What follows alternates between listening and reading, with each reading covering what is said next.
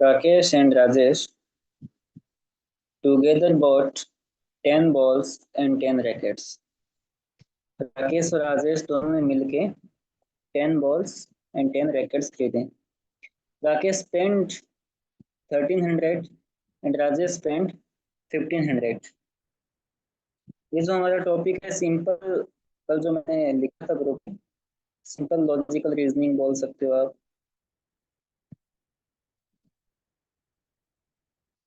Logical reasoning और simple arithmetics, ठीक है, उसका है. ये सारे मिक्स क्वेश्चंस है, जो छोटे छोटे सिंपल क्वेश्चंस होते हैं, उनको हम सॉल्व करके देखते हैं. ठीक है, तो क्वेश्चन है Rakesh and Rajesh together bought 10 balls and 10 rackets. Rakesh spent 1300 and Rajesh spent 1500. ठीक है, दोनों ने एक साथ ही खरीदा ये सामान.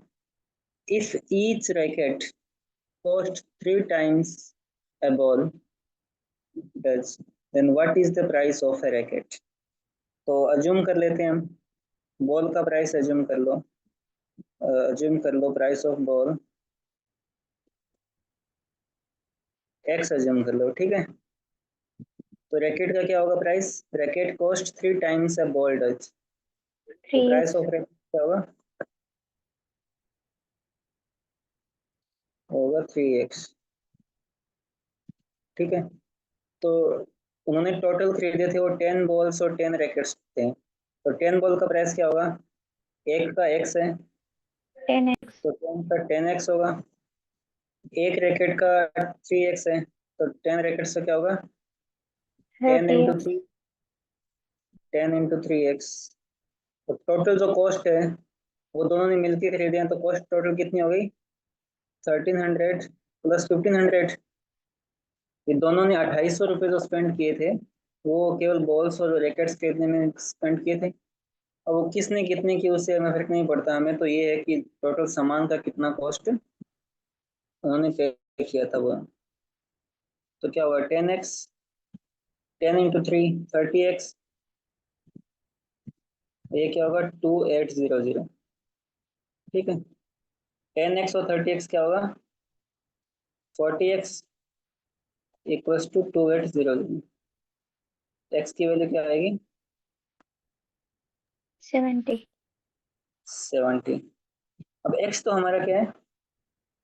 बॉल का प्राइस है. क्वेश्चन में क्या पूछा है? रैकेट का प्राइस क्या होगा? देखो इसमें एक ऑप्शन 70 भी है, तो हमें 70 नहीं करना है क्योंकि वो बॉल का प्राइस है. रैकेट का प्राइस पूछा, तो रैकेट का क्या होगा? 3 इंटू एक्स, तो 40. 3x है, 3 इंटू 70, 210. तो रैकेट का प्राइस क्या होगा? सी. तो यहाँ पे ये भी ध्यान रखना था, ये 70 नहीं करना है क्योंकि 70 बॉल का प्राइस है. बॉल का पूछता तो हम 70 करते हैं, जबकि रैकेट का पूछा है तो ये सिंपल, एक सिंपल इक्वेशन बनती है ये वाली इक्वेशन. एक इक्वेशन है, एक अननोन है, तो हम सिंपली सॉल्व कर सकते हैं. ये सिंपल अरिथमेटिक्स रीजनिंग का क्वेश्चन हो गया. ठीक है, तो इस टाइप के काफी क्वेश्चंस आते हैं, 2019 में आया क्वेश्चन है, तो होपफुली आपको इसमें डाउट नहीं होगा. Yes, sir. ठीक है, आगे बढ़ते हैं.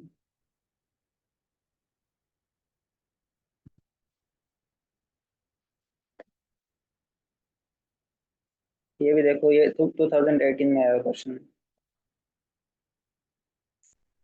A lift has the capacity of 18 adults और मतलब या 30 चिल्ड्रन, यानी कि लिफ्ट के अंदर या तो 18 एडल्ट आ सकते हैं या फिर 30 चिल्ड्रन आ सकते हैं. ठीक है, एक लिफ्ट में प्लस नहीं है, ऐसा नहीं है कि 18 एडल्ट एंड 30 चिल्ड्रन, एंड नहीं है यहाँ पे, और ये भी ध्यान रखना है. तो लिफ्ट में या तो 18 एडल्ट की कैपेसिटी है या फिर केवल बच्चे जाएंगे तो 30 चिल्ड्रन की कैपेसिटी है. इसका मतलब क्या है? 18 एडल्ट की जो कैपेसिटी है, 18 एडल्ट, ए पर एडल्ट है, सी पर चिल्ड्रन लिखता हूँ, वो किसके इक्वल है? 30 चिल्ड्रन के इक्वल है. ये बात समझ में आई आपको? ये कैपेसिटी है लिफ्ट की, या तो Yes, 18 sir. एडल्ट आ सकते हैं या फिर 30 चिल्ड्रन आ सकते हैं. इनका मतलब इन दोनों की कैपेसिटी क्या है? सेम है. 18 एडल्ट्स की कैपेसिटी 30 चिल्ड्रंस की कैपेसिटी के इक्वल है। 18 एडल्ट्स इक्वल टू 30 चिल्ड्रन। ठीक है, तो यहाँ से हम बता सकते हैं कि एक एडल्ट की कैपेसिटी क्या होगी। 18 की इतनी है तो 1 की क्या होगी। ज़्यादा का गिवन और कम का पूछा तो डिवाइड कर देंगे, भाग दे देंगे। क्या होगा, 6 की टेबल से कैंसिल होगा, 6 5 6 3 चिल्ड्रन। यानी कि एक एडल्ट की जो कैपेसिटी है वो 5/3 चिल्ड्रन के इक्वल है। और 2 से थोड़ा कम है, 1 से ज़्यादा है। अब how many children can bold lift, अब मिक्स करना है। बोलता है कि कुछ एडल्ट्स भी जा रहे हैं लिफ्ट में, कुछ चिल्ड्रन भी जा रहे हैं। एडल्ट कितने जा रहे हैं, 12 एडल्ट जा रहे हैं। तो चिल्ड्रन कितने जाएंगे वो पूछ रहे हैं। अगर एडल्ट 18 जाएंगे तो केवल एडल्ट ही जा सकते हैं। अगर 30 चिल्ड्रन जाएंगे तो ओनली 30 चिल्ड्रन जा सकते हैं। अगर इन दोनों को मिक्स भेजूंगा, इसने बोला एडल्ट 12 जा चुके हैं, तो चिल्ड्रन कितने जा पाएंगे। एक एडल्ट है 10 वो इतने, children. तो एक एडल्ट कितना है तो 12 एडल्ट कितने के इक्वल हो जाएंगे, कितने बच्चों के इक्विवेलेंट हो जाएगी उनकी कैपेसिटी। 5/3 इंटू 12, यानी एक की 5/3 है तो 12 की क्या होगी, 12 से गुणा कर देंगे। 4 से कैंसिल होगा, 5 इंटू 4 20 चिल्ड्रन। यानी 12 जो एडल्ट है ये 20 बच्चों की इक्वल इनकी कैपेसिटी है। और टोटल 30 बच्चे जा सकते हैं एक साथ। तो बाकी कितने बच्चे जा सकते हैं इनके साथ है, 12 एडल्ट के साथ है 10. 10 चिल्ड्रन। क्योंकि 20 चिल्ड्रन की इक्विवेलेंट कैपेसिटी तो 12 एडल्ट्स की है। तो टोटल लिफ्ट के अंदर 30 चिल्ड्रन ही जा सकते हैं, 30 चिल्ड्रन। तो 12 एडल्ट है वो 20 चिल्ड्रन की इक्विवेलेंट है, यानी कि उनकी कैपेसिटी इनके इक्वल है। ऐसा क्यों है, क्योंकि क्वेश्चन में गिवन है 18 एडल्ट की कैपेसिटी 30 चिल्ड्रन की इक्विवेलेंट है। तो बच गए वो कितने बच्चे हैं, 10 चिल्ड्रन। ठीक है, तो ये सिंपल एक इक्वेशन बनती है और आगे क्वेश्चन हो जाता है। तो होपफुली ये भी आपको समझ में आ गया होगा। Yes, sir.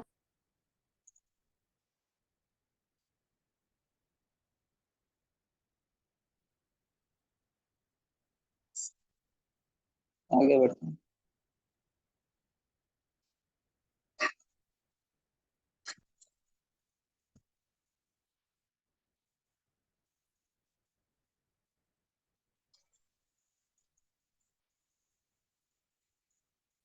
पहले इसी टाइप के क्वेश्चन कर लेते हैं।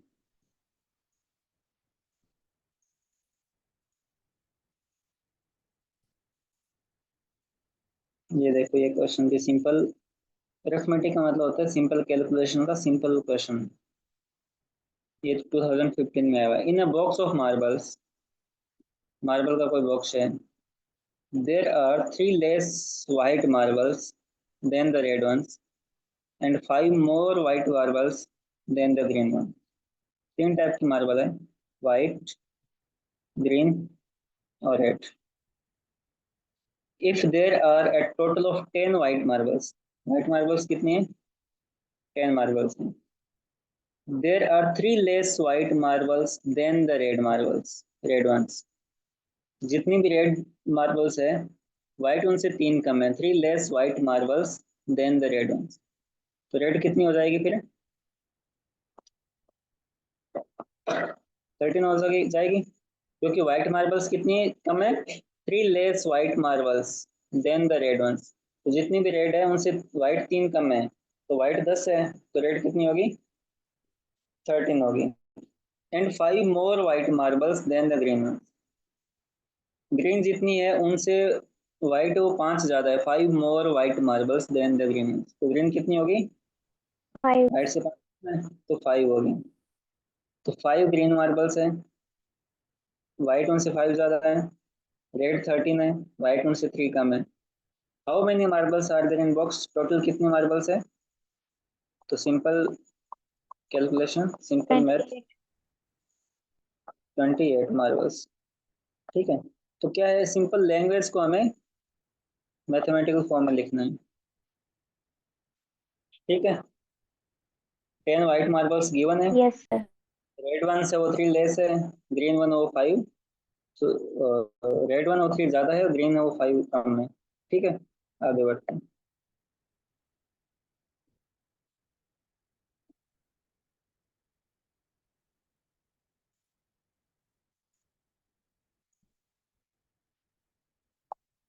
In a test, a candidate attempted only 8 questions.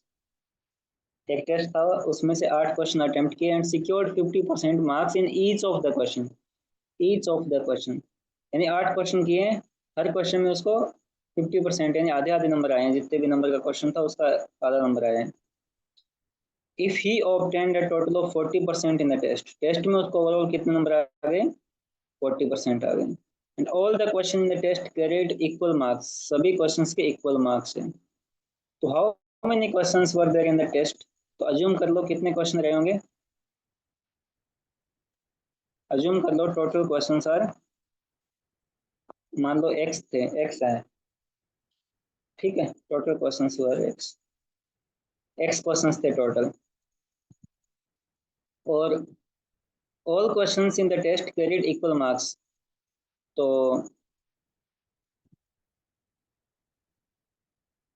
Marks of each question कितने, एज्यूम कर लो आप कुछ भी, सिंपलिसिटी के लिए कुछ भी एज्यूम कर सकते हो। 50% का मामला गिवन है तो 100 एज्यूम कर लो, ठीक है, कि हर क्वेश्चन 100 नंबर का था, टोटल एक्स नंबर थे।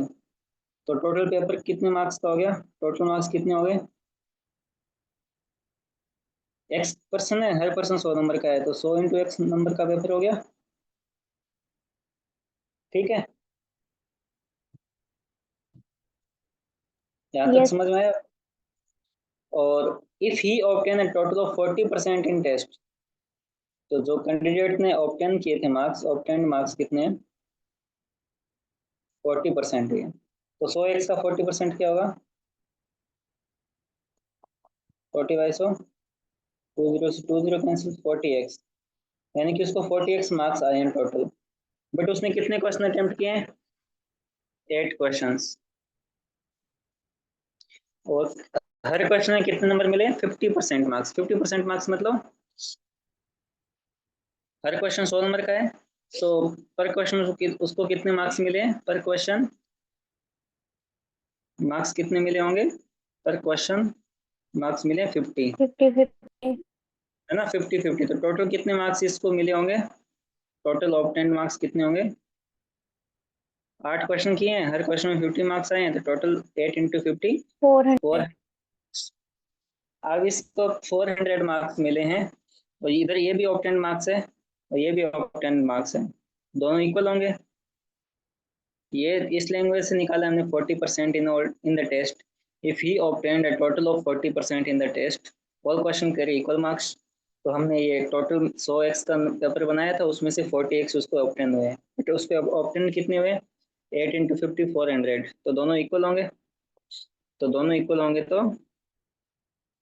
400 40x के इक्वल होगा। तो x की वैल्यू क्या आ जाएगी? 400 डिवाइड बाई 40, 10। x क्या था हमारा? Total question in 10. एग्जाम। तो टोटल 10 क्वेश्चन थे उस पेपर में, उसमें से उसने 8 क्वेश्चन अटेम्प्ट किए, 400 नंबर आ गए, टोटल 1000 नंबर का पेपर था, 40% आ गए, ठीक है, ये क्वेश्चन भी इजी था।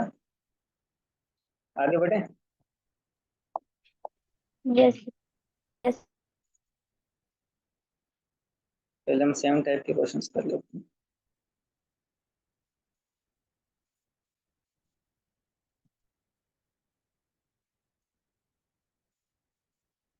ये देखो, a bookseller sold a number of geography textbooks at a rate of x per book, यानी कि टोटल उसने जियोग्राफी की बुक्स हैं वो सेल की, जियोग्राफी की टेक्स्ट बुक है, कितनी सेल की? वॉइस लैग हो रही है सर. क्या वॉइस नहीं आ रही साहब?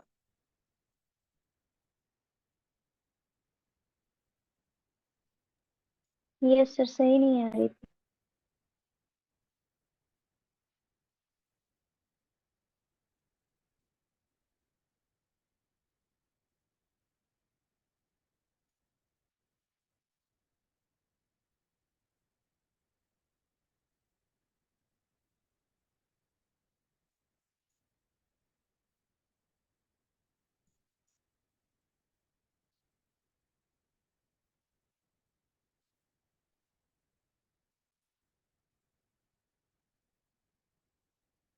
A bookseller sold a number of geography textbooks. अब आ रही है साहब?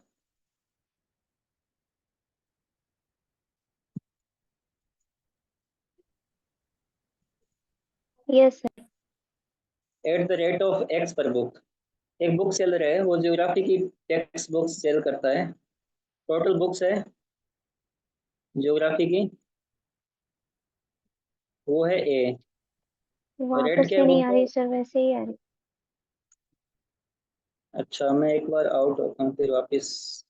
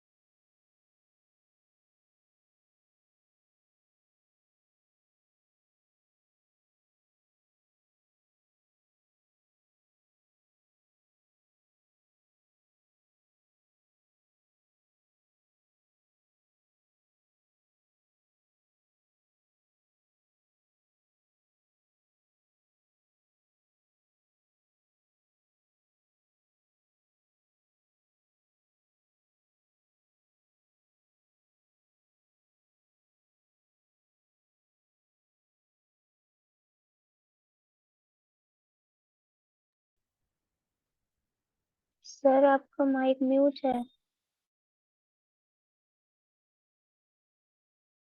Oh sorry.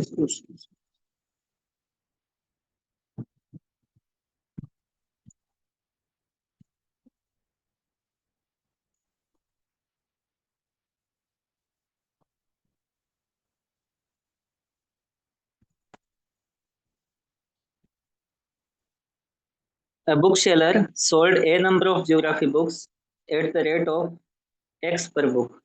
अभी आ रही है आवाज?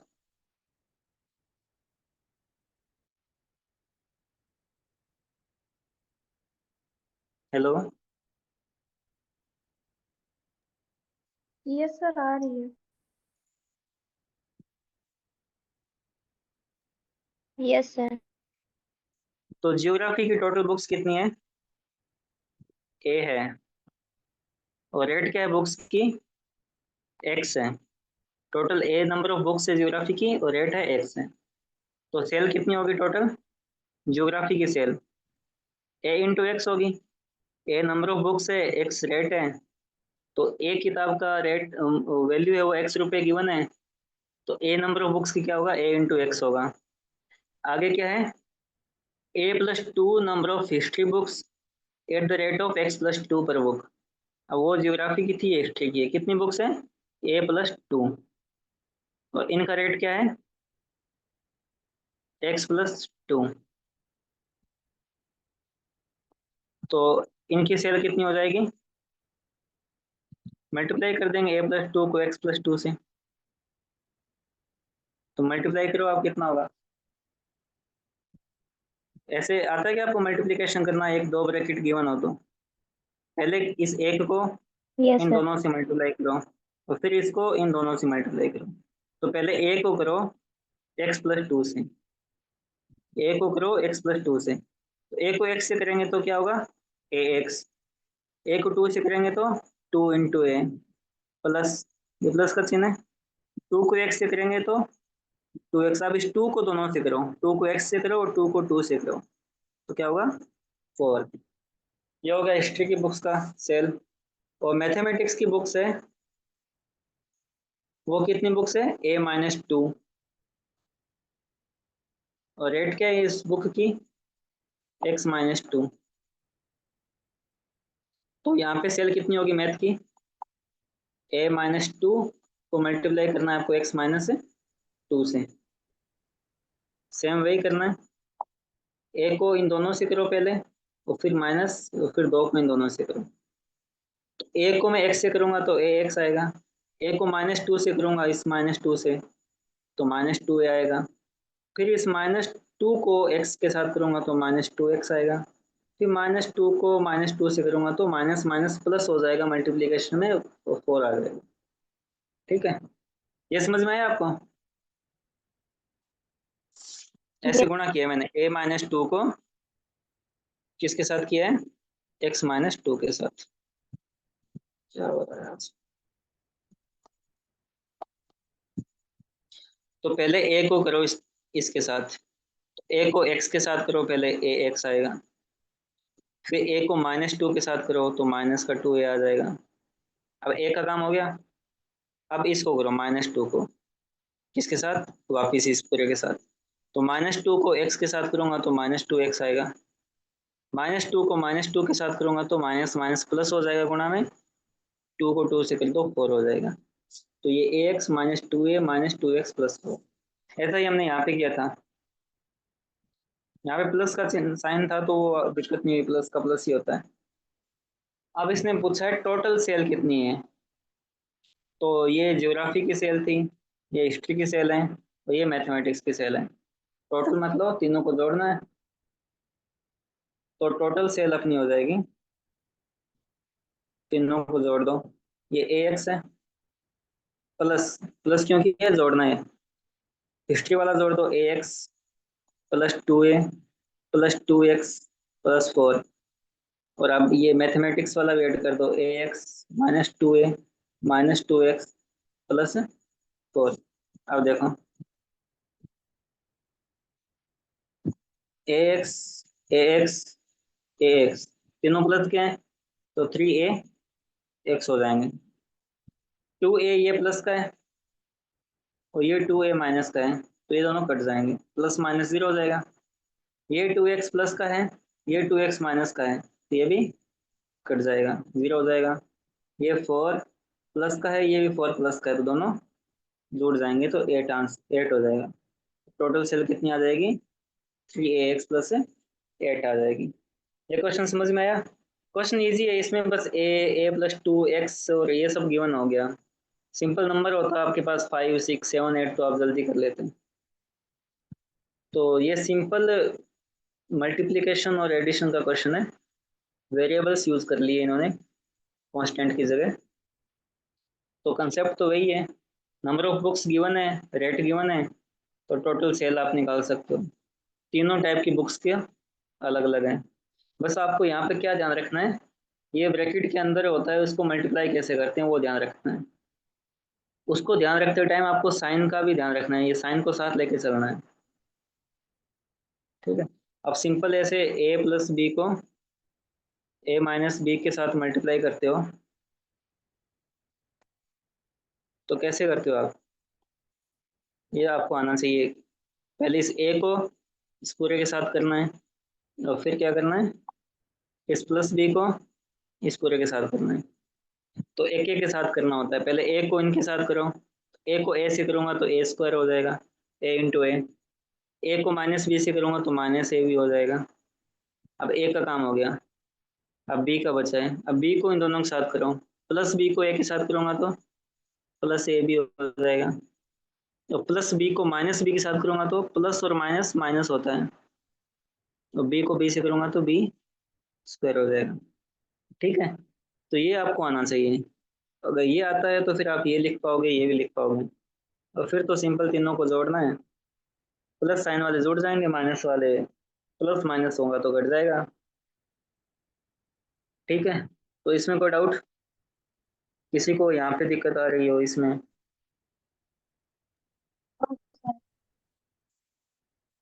ठीक है, आगे बढ़े।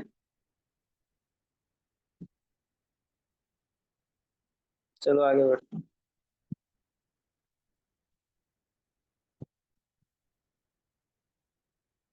ये देखिए, in an objective type test of 90 question, 5 marks are allotted for every correct answer and 2 marks are deducted for every wrong answer.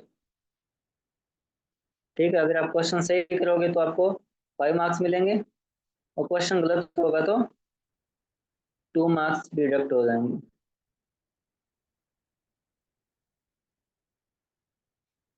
After attempting all the 90 questions, सारे 90 क्वेश्चंस अटेम्प्ट करने के बाद student got total of 387 marks, उसको 387 marks मिल गए।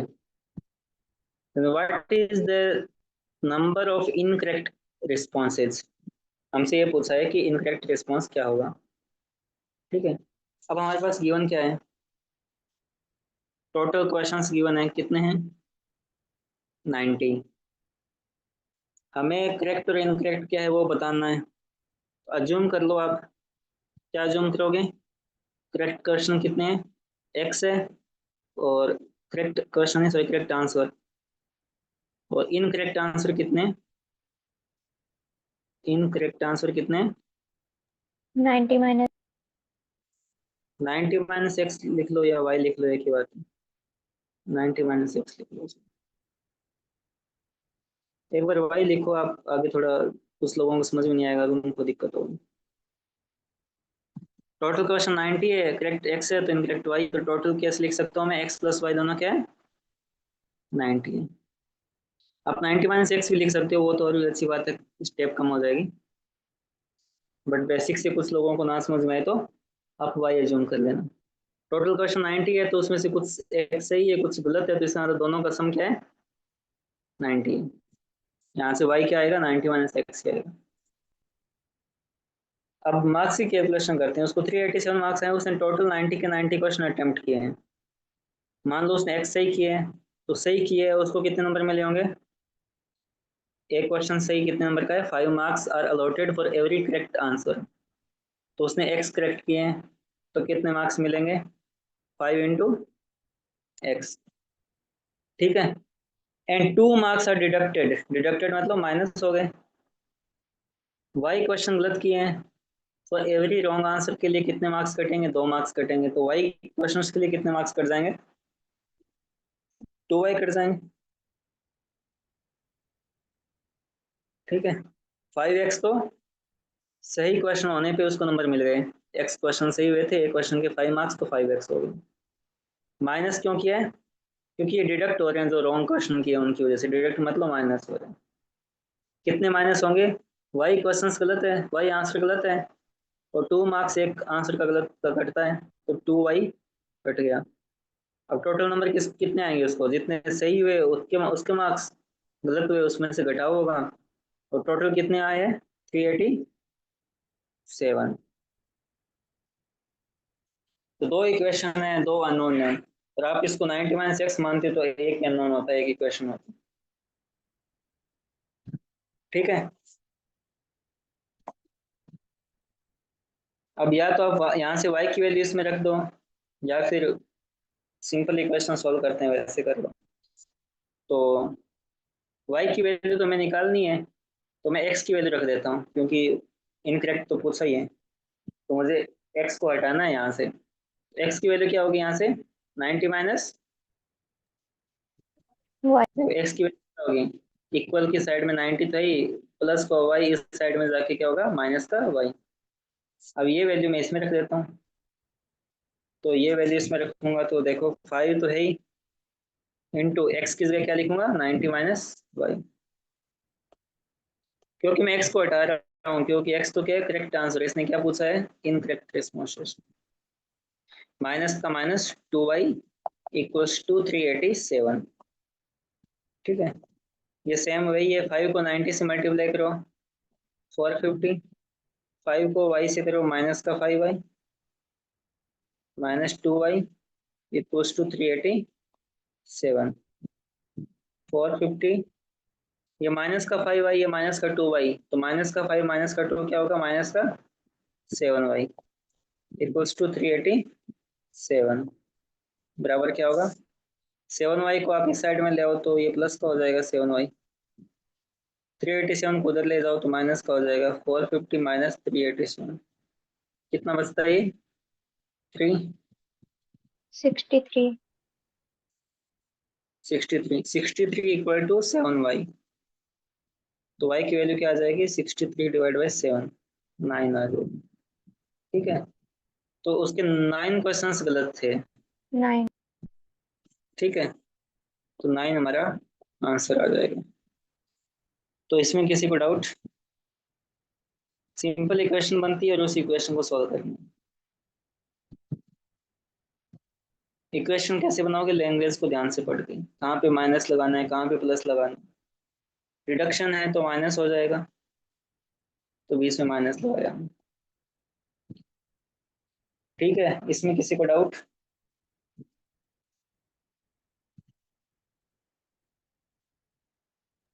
No sir. Okay.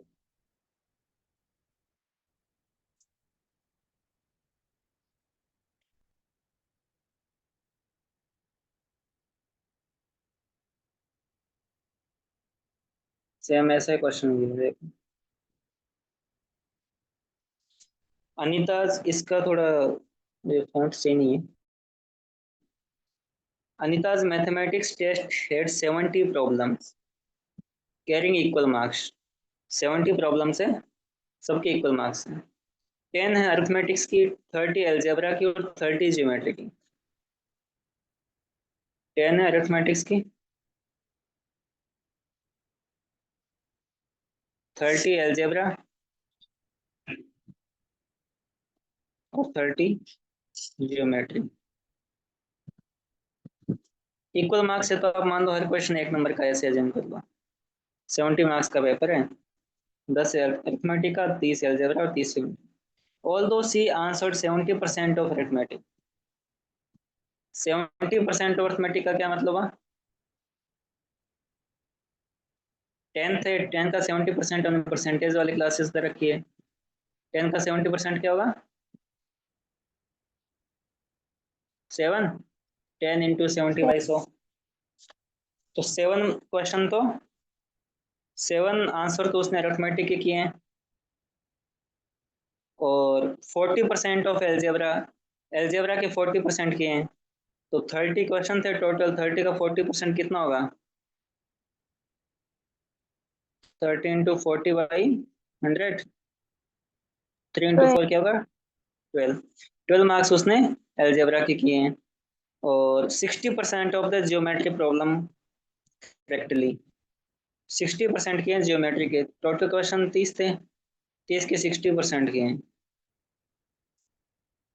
18 question. ठीक है, तो उसने कितने ये करेक्ट किए हैं, इतने क्वेश्चन। तो टोटल 10, 30, 30, 70 क्वेश्चन थे, हर क्वेश्चन 1 मार्क्स का था, हमने अज्यूम कर लिया।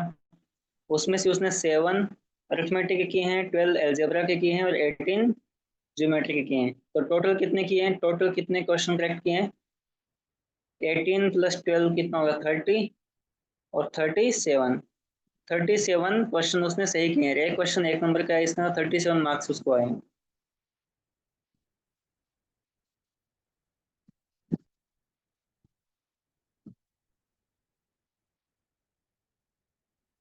She didn't pass the test because she got less than 60% marks। अब 60% मार्क्स लाने थे उसको, बट उससे कम आए हैं। 60% कितना होता है, टोटल 70 नंबर का पेपर है, तो 70 का 60% क्या होगा, 42। 40। तो उसको पास होने के लिए अनीता को 42 मार्क्स लाने थे, बट उसके 37 मार्क्स ही आए हैं। तो कितने मार्क्स कम रह गए, 5। 5 मार्क्स मतलब 5 क्वेश्चंस, क्योंकि हमने ज्यूम क्या किया था, एक क्वेश्चन 1 5। नंबर का है। तो the number of more questions she would have to answer correctly to earn 60% passing marks is 5। उसको 5 नंबर, 5 क्वेश्चंस और सॉल्व करने होंगे। तो आंसर क्या होगा इसका, बी। ठीक है, ये भी, ये इजी क्वेश्चन था। वैसे परसेंटेज में हो गया था ये क्वेश्चन, मतलब उसी टाइप का है, बट लैंग्वेज दी हुई थी तो मैंने इसको यहाँ रखा।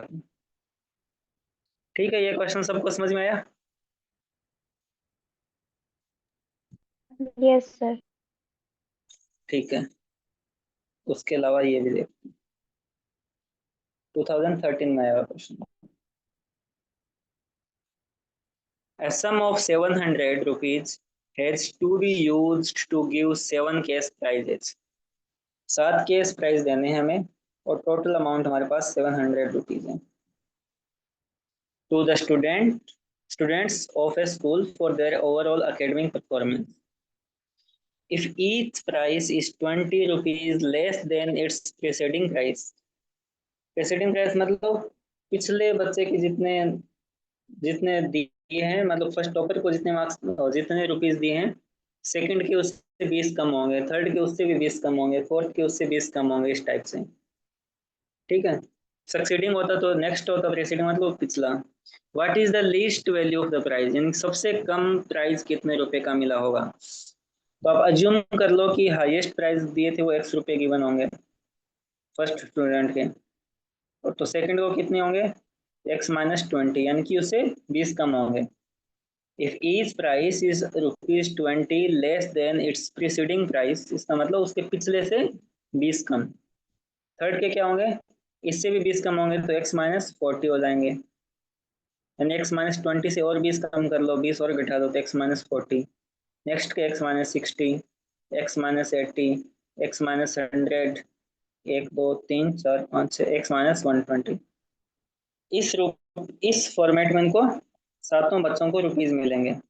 टोटल 7 है, तो टोटल कितने रुपए मिलने हैं 700. तो इन सबका सम करूं मैं, x प्लस X-20, यानी इसको X-20, फिर उसमें X-40 जोड़ दूं, X-60, X-80, X-100 plus X-120. ये इन सातों बच्चों के को मिलने वाला कैश प्राइस है. टोटल सम क्या है इनका 700. सिंपल इक्वेशन है, एक इक्वेशन एक ही वेरिएबल. टोटल एक्स कितने हैं 1 2 3 4 5 6 7, 7x है, सबका साइन प्लस का है. कांस्टेंट कितने हैं, सबका साइन माइनस है, तो जोड़ो 20 और 40 60, 60 और 60 120, 80 200, 300, 420, माइनस है सब में, -400, 420 इक्वल्स टू 700. 7x बराबर क्या होगा, ये माइनस का उस साइड में जाके प्लस का हो जाएगा, तो क्या होगा 700 प्लस 420. तो 7x की वैल्यू क्या आ जाएगी, 700 में 420 जोड़ो 1120. x की वैल्यू क्या आएगी 1120/7. 160.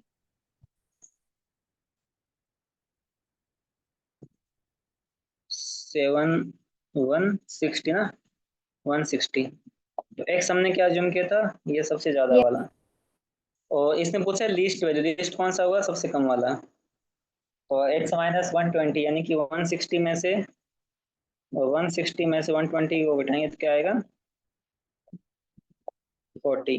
ये तो हाईएस्ट है ना इसके, तो लिस्ट तो इसके हैं साथ में के. तो X-120 कितना हुआ 160 माइनस 120 क्या हुआ 40. तो लिस्ट वैल्यू क्या है 40. अब वो इस क्वेश्चन में हाईएस्ट पूछता तो 160 लिख देते, लिस्ट पूछा 40, एवरेज भी पूछ सकता था वो. तो एवरेज कैसे निकालते हैं, सबको ऐड करके 7 से डिवाइड कर देते हैं, तो वहां से एवरेज वैल्यू भी आ जाती. तो ये क्वेश्चन अच्छा था, कुछ भी पूछ सकता था.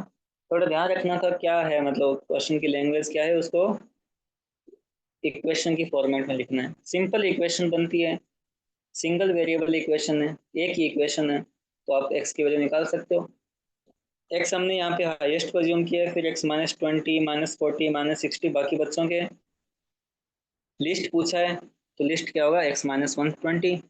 एक्स की वैल्यू 160 है, तो 160 माइनस 120 इक्वल्स टू 40. 40 है वो लिस्ट वैल्यू ऑफ प्राइस है.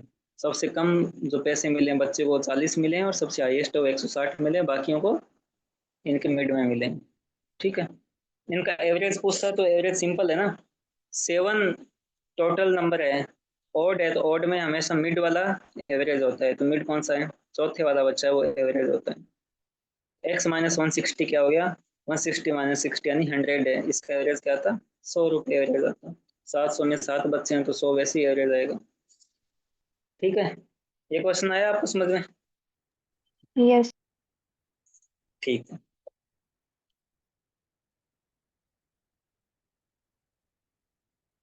ये देखो, ये 14 में है। For a charity show the total tickets sold were 420। 420 टिकटें बेची थी टोटल। Half of these tickets were sold at the rate of 5 rupees each. आधी टिकटें हैं वो 5 रुपए के हिसाब से बिक गई। तो 420 की आधी टिकटें कितनी होगी? 210। 210 टिकटें किस हिसाब से बिकी है? 5 रुपीज पर टिकट। तो टोटल कितनी अमाउंट होगी? 105। 210 टिकटें 1050 ना। 210 टिकटें 5 के हिसाब से। 1/3 of the 1/3 eight the rate of 3 each. 1/3 मतलब 420 का 1/3 क्या होगा? 3 से डिवाइड कर दो, कितना होगा ये? 140। 140 टिकटें 3 रुपए के हिसाब से बिकी है, तो टोटल कितनी अमाउंट आ गई? 140 को 3 से गुना करो,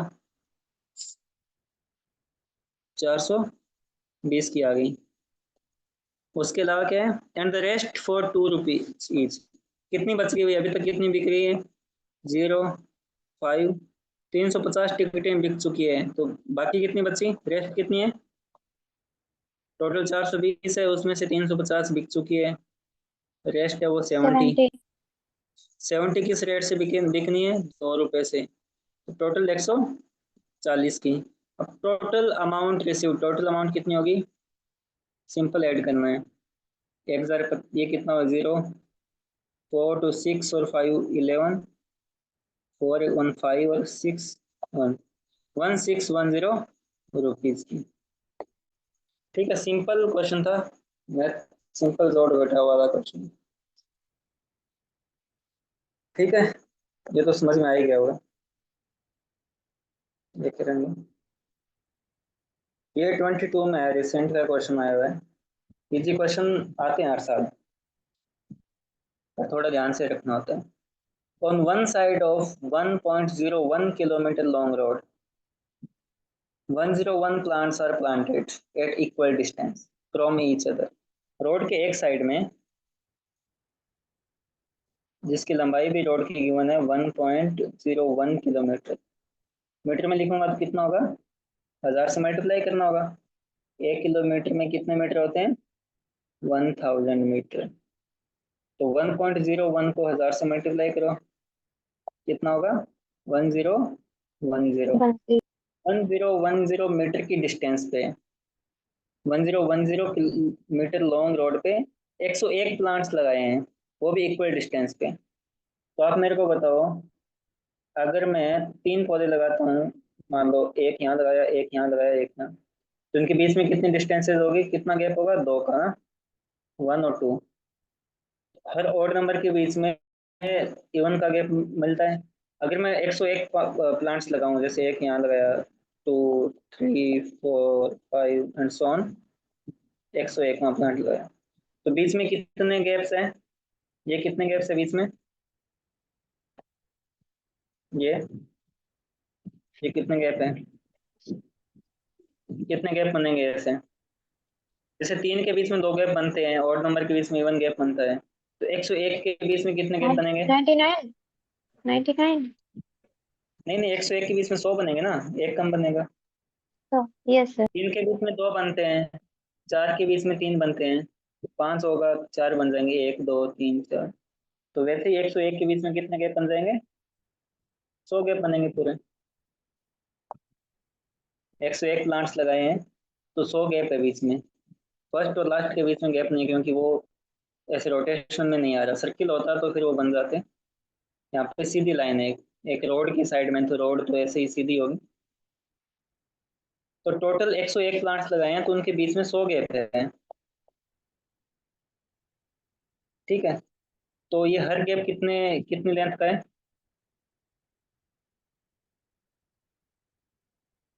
1010 मीटर में टोटल लेंथ है, उसमें 100 गैप है, तो बाई हर 100। गैप कितने, हर गैप कितने का है? 10.1 मीटर का गैप है ना। टोटल इतनी लेंथ है, इतने गैप्स है, तो इतने ये गैप, हर गैप है उसकी लंबाई कितनी है? 10.1 मीटर है। ठीक है। What is the total distance between 5 consecutive plants? 1 2 3 4 5, इनके बीच में कितनी डिस्टेंस है इन पांचों के बीच में? तो ये देखो, 1 2 5 प्लांट के बीच में 4 गैप्स आएंगे, और हर गैप है वो 10.1 का है, तो 4 गैप कितने के हो जाएंगे? 40.4 मीटर। ठीक है। देखो क्वेश्चन को बहुत इसने ट्रिकी बना रखा है, चारों ऑप्शन आप निकाल सकते हो थोड़ी थोड़ी गलती से। किसी ने गैप का ध्यान नहीं दिया, 5 मान लेगा, 5 के बीच में तो वो 50.5 करके आ जाएगा। किसी ने अगर यहाँ पे स्टार्टिंग में 100 का गैप का ध्यान नहीं दे के 101 ही अज्यूम कर रखा है, वो 101 के लिए 1010 मीटर में 101 का डिवाइड करेगा तो 10 आएगा, और फिर वो 5 का 50 कर सकता है। अगर उसने 4 एज्यूम कर रखे हैं तो 40 कर सकता है। तो इसके चारों ऑप्शंस आप निकाल, मतलब छोटी सी मिस्टेक से कोई भी आंसर आपका आ सकता है। तो जितने ऑड नंबर्स उनके बीच में गैप है वो इवन है। तो 101 पौधे लगाए हैं तो उनके बीच में 100 गैप है, यानी कि हर गैप का जो लेंथ है वो 10.1 मीटर है। टोटल 5 के बीच में पूछा है, तो 5 कॉन्जिक्यूटिव प्लांट्स के बीच में पूछा है, तो टोटल गैप 4 की इक्वल होगा, 1 2 3 4। एक गैप की पता है हमें 10.1 है, तो 4 का 40.4 हो जाएगा। किसी ने गलती करके 5 का 5 ही, वो दिमाग में नहीं आया कि 5 के बीच में गैप कितना है, तो 5 से करेगा तो ये हो जाएगा, ये गलत हो जाएगा। किसने शुरू में ही गलती कर दी, ये 10.1 की जगह यहाँ पे 101 ही ले लिया उसने, तो वो 10 ही लिखेगा सीधा, उसके हिसाब से 10 × 4 40 हो जाएगा, तो गलत हो जाएगा। फिर उसने ध्यान नहीं दिया, 5 कर लिया, तो 10 × 5 50 कर देगा। तो ये क्वेश्चन 22 में आया, इसका मतलब कि रिसेंट के सालों में क्वेश्चन बहुत इजी तो नहीं आते, बट ट्रिकी जरूर आते हैं। ठीक है, आपको समझ में आया इस क्वेश्चन में कहाँ गलती हो सकती थी? क्वेश्चन बहुत इजी है, सिंपल मैथ है। ठीक है ना, अब ये क्वेश्चन आप कर पाओगे? है यस सर। ना, थोड़ा ध्यान रखना था ये कितने गैप्स बनते हैं बीच में और कितनी डिस्टेंस है, इस हिसाब से आप क्वेश्चन को कर पाओगे।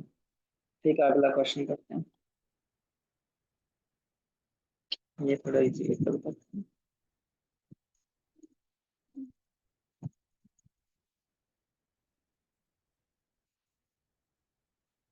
ये देखो, कंपैरिजन वाला है, वैसे सेम क्वेश्चन हमने एक बार किया था टॉपिक पे, इसी टाइप का, थोड़ा सा डिफरेंट। पी की वैल्यू है 40% of A and 65% of B, और क्यू है 50% of A and 50% of B. P की वैल्यू क्या है? 40% of A plus 65% of A. इसको मैं ऐसे लिख सकता हूँ, 40% मतलब 0.40 ऑफ ए और 0.65 है बी का, वो तो है पी। और क्यू क्या है? किसी का माइक ऑन है तो आवाज आ रही है किसी की। क्यू क्या है? 50% ऑफ ए और 50% ऑफ बी। उसको मैं ऐसे लिख सकता हूँ, 0.50 ए, 0.50 बी, लिख सकता हूँ ना ऐसे तो? किसी का माइक ऑन है भाई, और पीछे से आवाज आ रही है इसमें, बाहर की आवाज।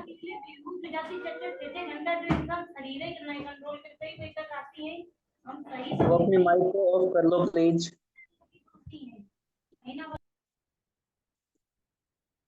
स्पीकर ऑन है उनको, अनम्यूट कर लो, सॉरी म्यूट कर लो।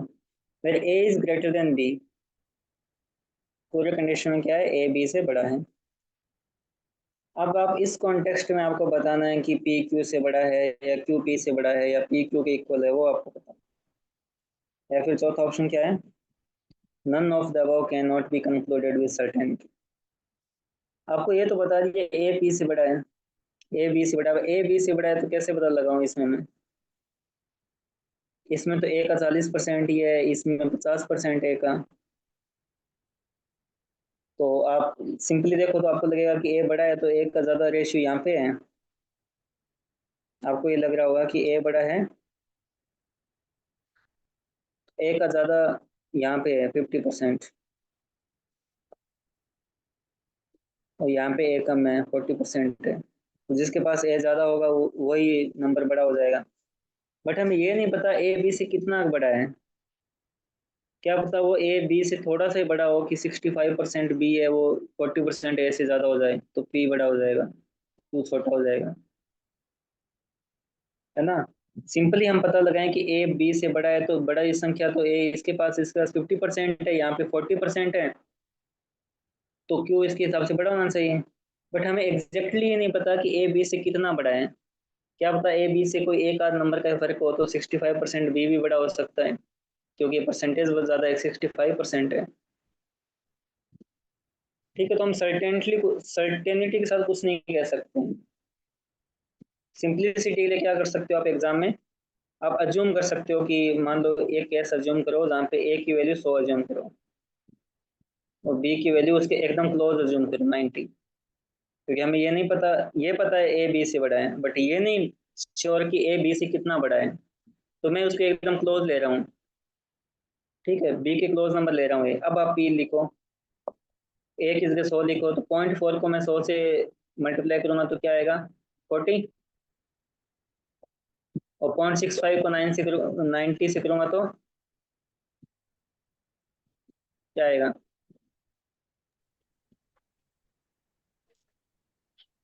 58.5। तो टोटल नंबर क्या आएगा, 98.5। ठीक है, और क्यू क्या आएगा यहाँ पे, 0.50 इंटू 100 क्या होगा, 50 हो जाएगा। और 0.5 बी का है तो क्या 45 हो जाएगा, 90 का आधा 45 हो जाएगा, तो ये कितना आएगा 95। अगर मैं ए को ज़्यादा लेता हूँ और बी को उसके क्लोज ही ले लेता हूँ, ये 99 नहीं, ये कंडीशन भी सेटिस्फाई हो रही है, बट इस केस में क्या आ रहा है मेरा, पी बड़ा आ रहा है क्यू से। आ रहा है ना, यहाँ पे पी ये है क्यू ये है, तो पी मेरा क्यू से बड़ा आ रहा है। क्यों आया है, क्योंकि मैंने बी को ए से छोटा तो लिया है, बट थोड़ा सा ही छोटा लिया है, तो ये 65% वैल्यू है, वो इस 50% से काफ़ी आगे निकल गई। ये वाली चीज़ें नल हो चुकी है। अगर मैं एक केस और लूँ,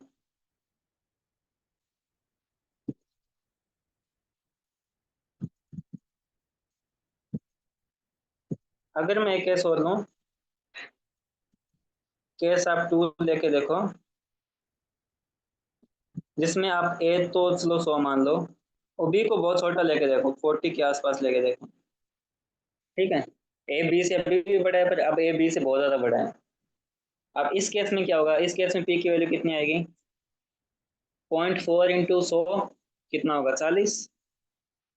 और 0.65 इंटू 40 ये कितना होगा, बी 40 है ना, 0.65 इंटू 40 क्या होगा, 26। कितना आएगा, 66।